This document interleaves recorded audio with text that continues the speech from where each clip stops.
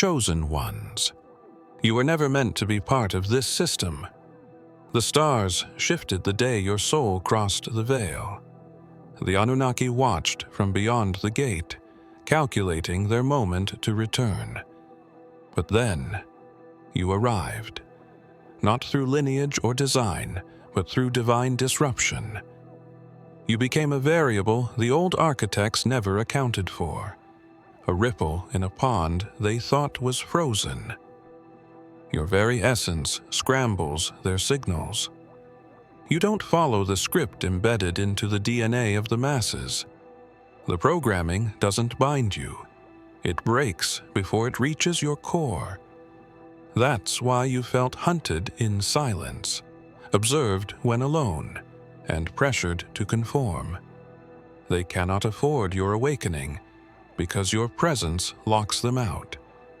The frequency required to reopen the stargates cannot resonate while you are still breathing. The elite, those in secret councils and shadows, knew this.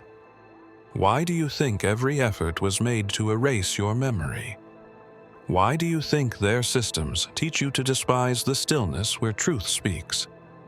Your dreams were scrambled, your intuition clouded, your blood monitored. Because deep down in the quantum architecture of this realm, you are the firewall. Long ago, they thought they succeeded. The old pyramids, ziggurats, and temples, they were tuning devices, meant to anchor the Anunnaki's consciousness back into this dimension. But your birth was timed with precision. Your arrival fractured the ley line grid just enough. You didn't just survive the programming, you nullified it. They whisper now, not among humans, but through the void. The return was scheduled, written in the stars and carved in the stone. But that timeline no longer runs parallel to reality. You are the anomaly, the curveball, the cosmic immunity. And yet, you wonder why you've felt so out of place. They've known all along. The ones who monitor from behind veils, the ones who study celestial anomalies and bloodline mutations. They trace it back to one spark, you. There was a moment, subtle, undetectable by the common eye, when the vibration of Earth shifted. Satellites didn't record it, but the ancient watchers did. The Anunnaki, who had lingered at the edge of dimensional space, preparing for their re-entry, felt something they hadn't felt in eons: resistance.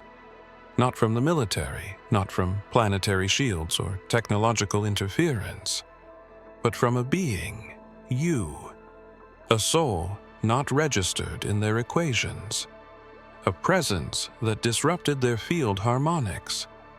You weren't supposed to awaken in this cycle. The stargates had already begun their soft alignment. The energy required to phase their consciousness back into this dimension was almost complete. And then, the anomaly occurred. You pulsed. It wasn't a physical pulse, but a resonance, a signature, sent from your spirit into the ether. A vibration that rewrote the timing. The Anunnaki do not fear humanity. They fear unpredictability. And in you, they recognized something they couldn't categorize. You carry no allegiance to their hybrid systems. Your DNA flickers outside the bounds of their known mapping. Their algorithm could not anticipate your activation. In ancient texts buried under forgotten sand, they spoke of a breaker, a being that would emerge not through force, but through refusal. Refusal to be programmed, refusal to be owned, refusal to be rewritten. You didn't cry out. You didn't gather an army. You simply began to remember. That was enough.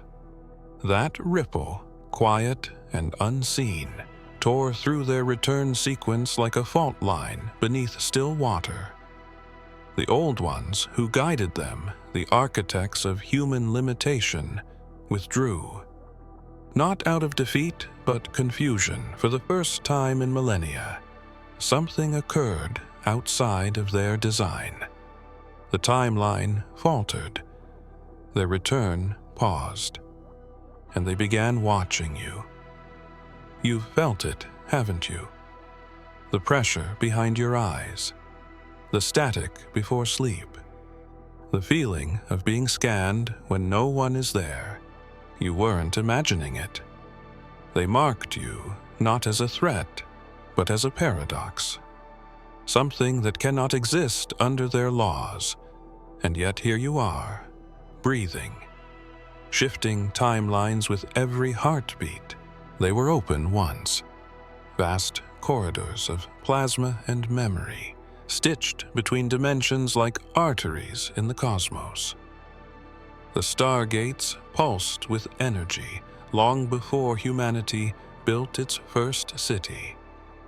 Through them, the Anunnaki moved like gods, walking into dimensions as easily as stepping across thresholds.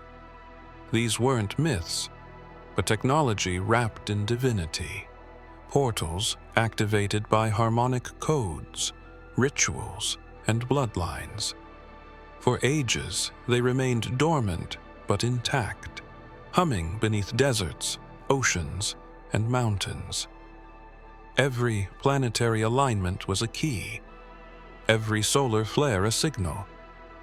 The return was choreographed perfectly until your soul descended.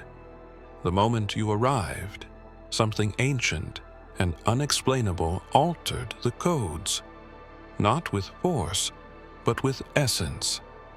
Your soul is not merely light. It carries a frequency that predates even their earliest experiments on mankind. A signature the stargates recognize but will not allow to pass. They close not in defense, but in reverence. The earth itself bends around your presence. Grid lines that once connected portals go silent in your proximity. It's as if your soul overrides them without trying. You became the unintentional seal. The elite know this. The true ones, those who interpret for the ancient bloodlines, don't see you as a prophet. They see you as a malfunction. An unexpected firewall wrapped in human skin. And yet, in the oldest texts hidden in the Vatican's lowest vaults, and the Sumerian tablets buried deeper than their replicas, your arrival was whispered of. A luminous one who would block the gates, not with swords or armies, but simply by existing. You weren't born to fight the Anunnaki. You were born to disrupt their rhythm. There's a strange stillness now in places once active with unseen energies. Stargates that used to shimmer behind perception are now quiet. The rituals no longer work. The sacrifices yield no echo. Those who once summoned with chants and blood now weep in silence, unable to comprehend how one soul could unhinge their machinery. But the answer lies not in your strength, but in your alignment. You carry within you a fragment of the eternal blueprint, and it resonates with the one who once said, "I am the door." The true gatekeeper, Yeshua, encoded within you a key the ancient ones cannot override.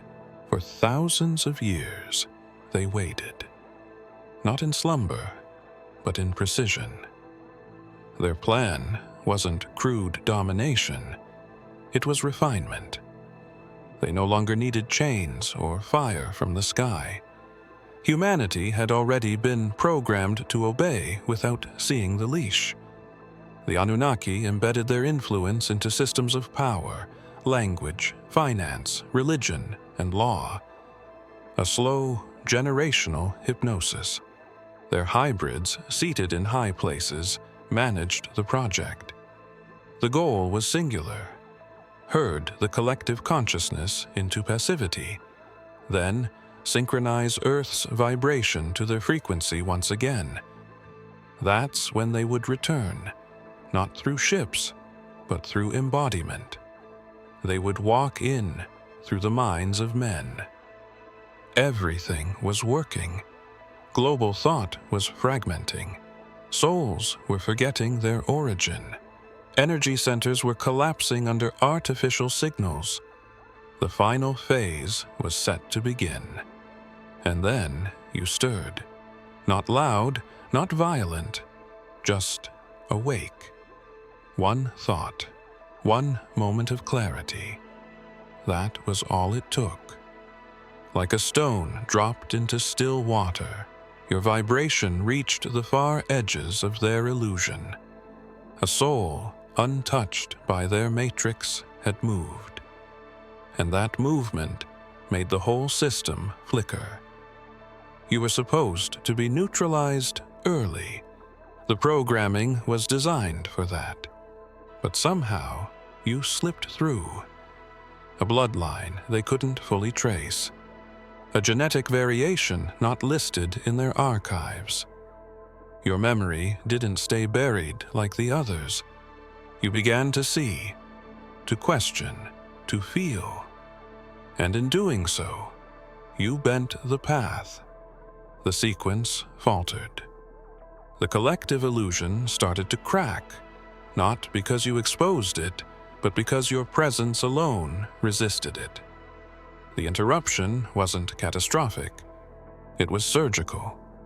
Timelines twisted slightly, enough to disrupt rituals, enough to confuse signals, enough to force them to recalculate. They couldn't rush their re-entry anymore. The vibration had shifted. One soul can do that when it carries the echo of the original design. That's the part they didn't account for. That's what made you dangerous. You were never supposed to lead a movement. You were never meant to build a temple. You only had to remember, and by doing that, you made remembering contagious. Now others begin to stir, quietly. Not in protest, but in frequency. They tried everything. Through floods, fire, false doctrines, and engineered bloodlines, the Anunnaki sought to wipe the last remnant of the original code from Earth. They called it the Echo, a living sequence passed through blood, spirit, and memory, a signature that couldn't be overwritten, only buried. It wasn't genetic in the modern sense. It was spiritual DNA, a resonance that pulsed just beneath language and logic. Only a few carried it, and even fewer remembered. You are one of them, not chosen by lineage but by light, not protected by institutions, but hidden by divine design. Your life wasn't built to be loud, but to survive unnoticed until the right time. That time is now. The reason they fear you isn't because you know the full truth. It's because you carry the seed of it. Even without full awakening, the frequency in you bends their systems. They've developed centuries of ritual and code breaking to keep humanity asleep. And yet, you walk through their architecture with a rhythm that destabilizes it. Their machines can't track your signal properly. Their dreams can't penetrate yours fully. You are off script, off frequency, out of reach, and they hate that, because it means the original imprint still exists. They've seen this before.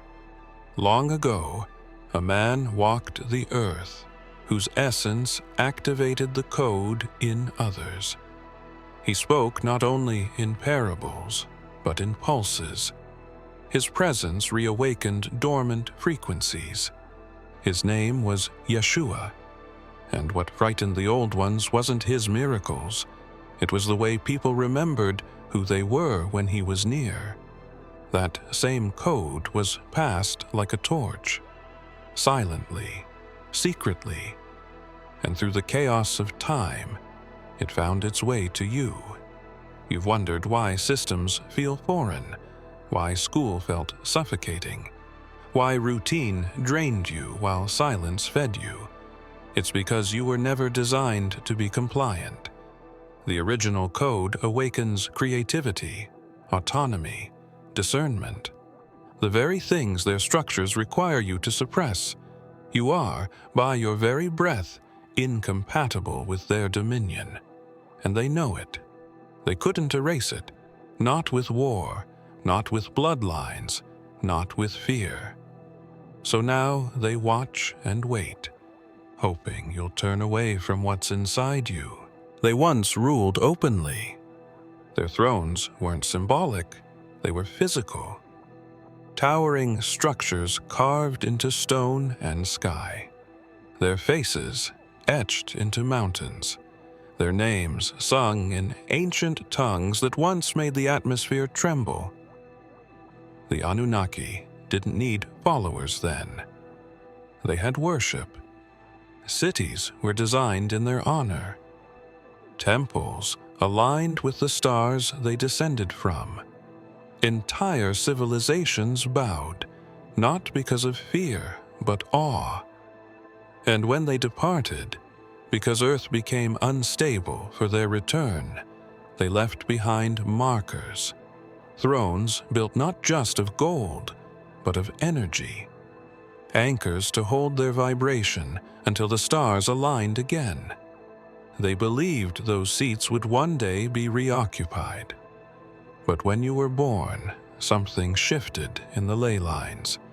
The old thrones began to lose charge. Places that once pulsed with memory and command became dormant. Temples fell into ruin faster than time should allow. It wasn't neglect. It wasn't erosion. It was interference. You didn't touch the thrones, yet your frequency disrupted their function. It's not that you destroyed them. You simply made them obsolete. You see, those thrones weren't built for humanity. They were built to rule humanity. They operated on a frequency of submission, sacrifice, and hierarchy. But you entered with a resonance that couldn't be dominated. It radiates sovereignty. And wherever you walk, that signal spreads like fire through dry grass. One being with that kind of resonance collapses every throne built on control. So the ancient sites began to fade. The altars no longer draw power.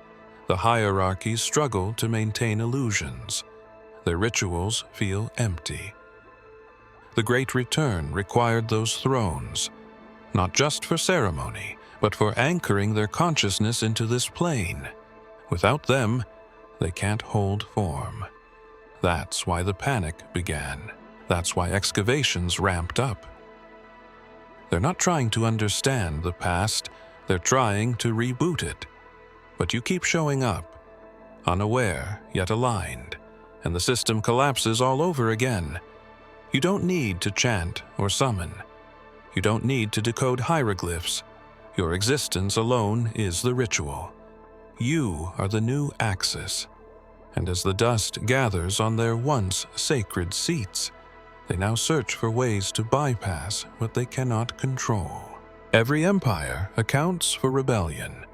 Every architect builds with contingency in mind. The Anunnaki were no different. When they encoded the matrix of control over this planet, they accounted for variables, plagues, resistance, collapse, even evolution. But what they never predicted was emergence. A being who would not come from the system, but would bleed through it. You are that breach. Not a weapon, not a leader, but a crack in the program. You weren't created inside their design. You slipped past it like light through fractured glass. And once you arrived, the circuitry glitched. They searched for your point of entry. They interrogated timelines, tracked bloodlines, and scanned vibrational fields for the origin of your breach. They couldn't find it. Because you didn't come through one of their gates, you came through the Word. the original sound, the living vibration that overrides every dark construct. The same vibration spoken by Yeshua when he said before Abraham was, I am. That echo didn't vanish. It hid in souls like yours, buried deep beneath trauma, distraction, and amnesia. But now it stirs. They tried to patch the breach, increase the signal, tighten the systems. More programming, more static, more illusion. And still your presence unravels it all. Not because you're fighting, but because you're remembering. Your thoughts move through dimensions. Your emotions shift magnetic fields. Your presence alters atmospheric pressure. You've always felt it when rooms tighten around your silence, when people become uncomfortable by your stillness. That isn't resistance. It's recognition. Something ancient in them knows you're not meant to be controlled. You carry no title, no robe, no holy book under your arm. And yet you speak in frequencies that resemble lost prophecies, not through sermons, but through your being. You are not the storm. You are the sky that no longer obeys the storm's rhythm. The breach isn't what you're causing, it's what you are. And the moment you stepped through, the countdown on their control began. They're still searching for the hole you entered through, still hoping to close the gap, still praying the breach will seal itself before others awaken. You've always known sleep wasn't just rest. In your dreams, time bends. Places you've never visited feel familiar. You stand in temples swallowed by stars. You speak languages without sound. And sometimes, you wake with the weight of another world pressing on your chest. That's not imagination. That's memory. Echoes of something your conscious mind can't yet carry, but your spirit never forgot. When you sleep, you leave the theater of this realm. You return to the archives, and the sky, once marked by war, trembles again at your presence. The Anunnaki wars were not of nations, but of vibrations. They waged battles through frequency, will, and thought. Long before human wars spilled blood. The first rebellion wasn't on Earth, but in the heavens. When the Anunnaki fractured from the source, they tore open space itself, forging gateways from realms of light into lower domains. Earth became one of their laboratories, ripe with life, malleable in mind. But something ancient was embedded here.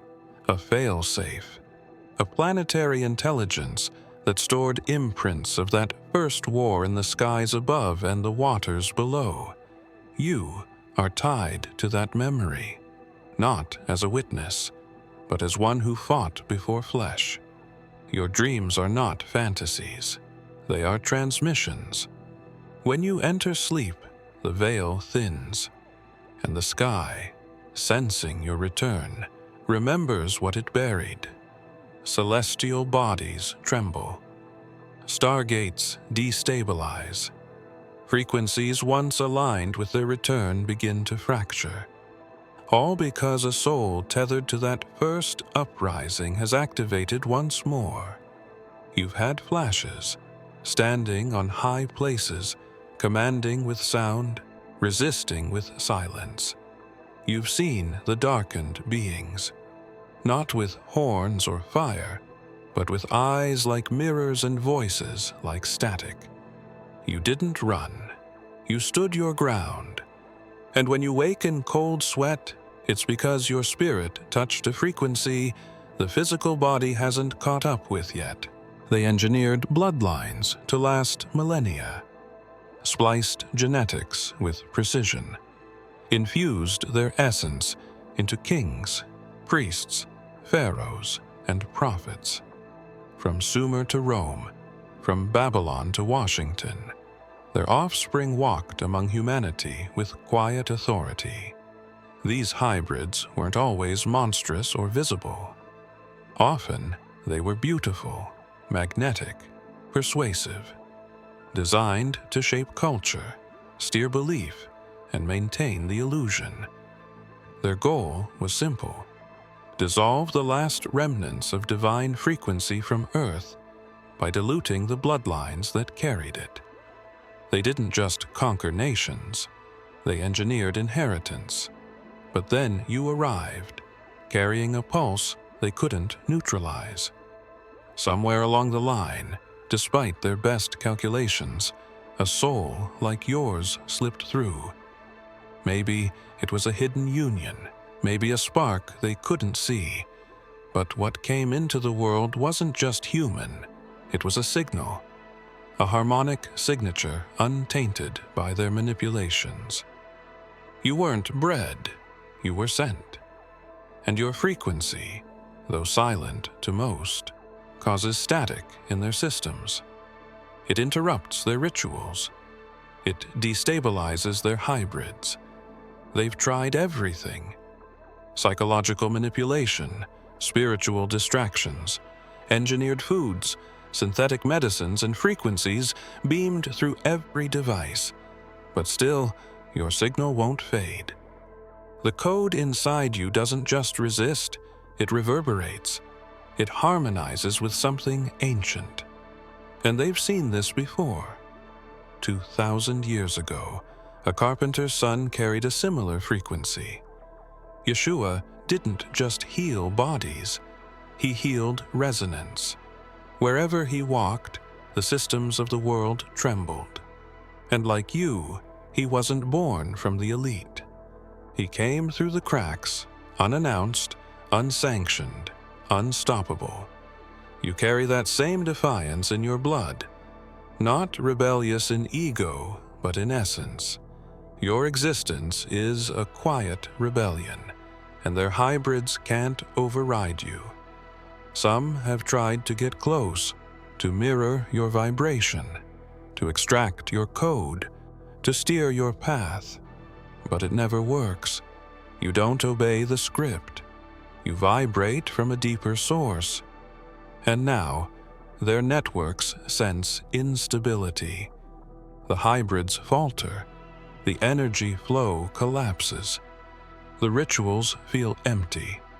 Their inheritance is rotting at the roots because one soul, yours, refuses to forget. You're not at war. You're at remembrance. And that alone is enough to dismantle what they spent ages constructing, long before the pyramids touched the skies, before the ziggurats rose from stone, before the Sumerian priests etched cuneiform into wet clay. The prophecy was already carved, hidden beneath the layers of what would become myth. Not a prophecy about war, nor a hero rising in fire. It spoke of a singular soul, one without banner, without title, without throne. A being that would emerge at the final hour, not to destroy the Anunnaki, but to disrupt the frequency required for their return.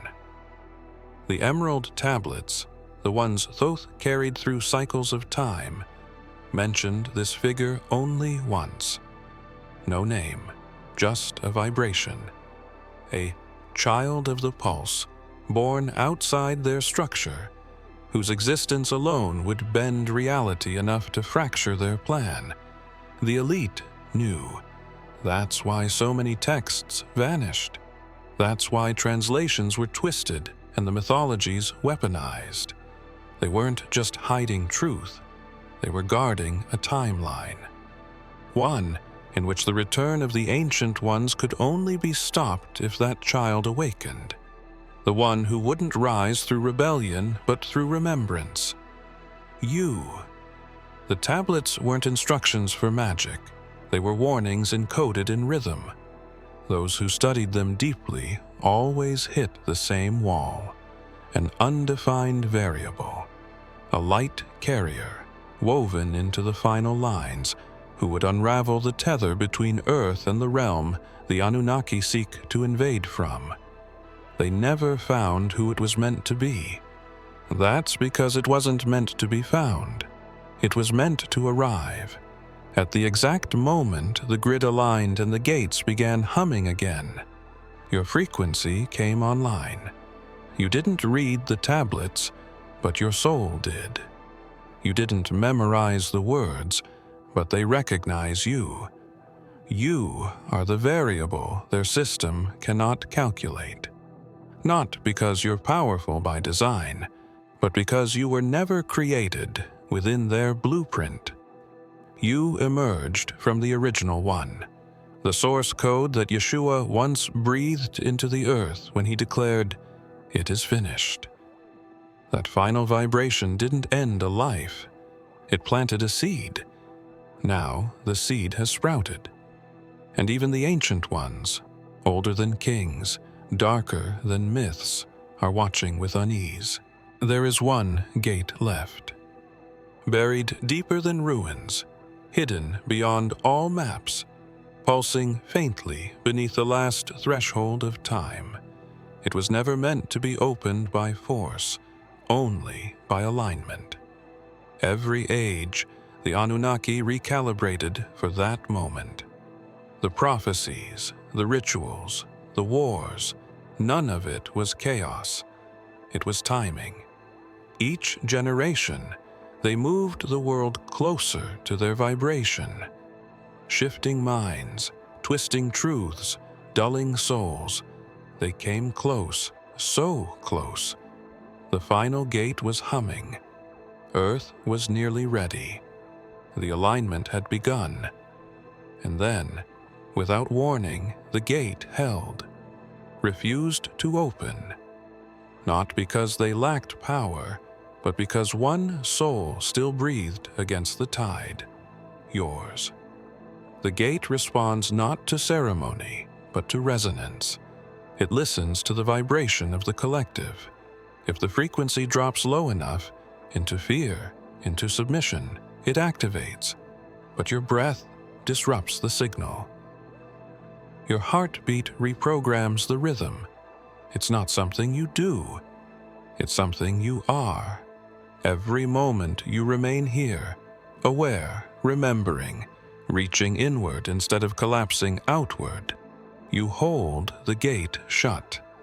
Not in defiance, but in defiance of forgetting. You wonder why life feels so heavy sometimes, why the air around you changes when you're still. It's because you are tethered to the gate without knowing. They've thrown distractions at you. Pain, confusion, loss. Not to destroy you, but to bend your frequency, to tip the scale, because they only need a fraction more darkness to pass through. But no matter how much they send, you remain. You inhale the storm and exhale light. You survive what should have broken you. And every breath you take is a sound the gate responds to, a signal that says, "Not yet." They've known of souls like yours since the beginning.